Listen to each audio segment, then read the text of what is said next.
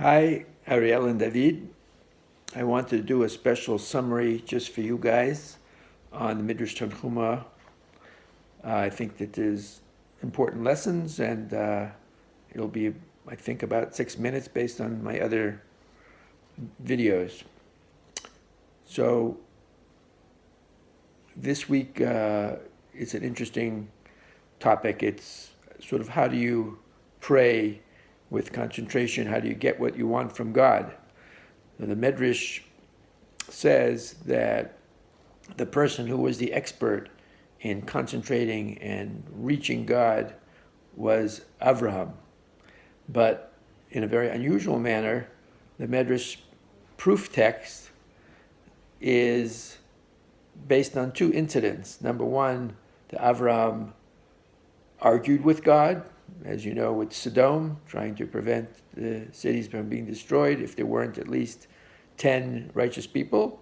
And the second one is that Avram actually also had another prayer to God where he was arguing that people should exhibit signs of old age. Imagine that. The whole world is trying to look younger, and Avram said, I'm an old man, I want to look like an old man. It seems that until that point, people aged, but did not exhibit signs of aging, so that when Avram and Yitzchak walked down the street, nobody could tell them apart because they looked exactly the same. They looked alike anyways, which another Midrash explained why they looked alike, but he wanted there to be exhibiting signs of old age in the world.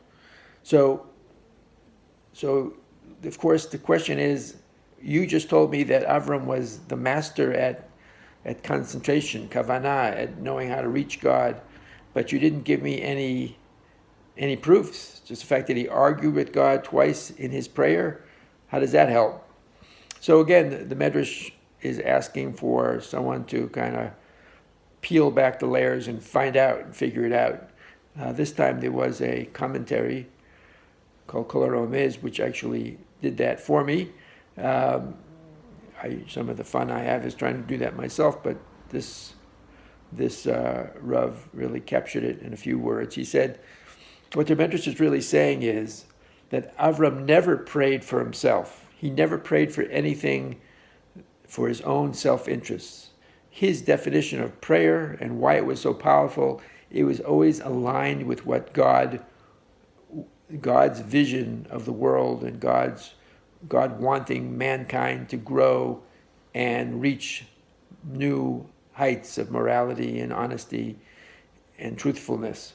So the first time he argued with God about Sodom, he had nothing personal. I mean, his nephew was going to be saved, Lot, but the whole city, he just wanted to be able to show the world that even when you had a city which had reached tremendous moral lows and depravity, that God still would be so just and so righteous as to not to destroy the city if there was at least a core group of 10 righteous people in the city. So God wanted to align himself with the way God runs the world and show the world, look how righteous and just God is.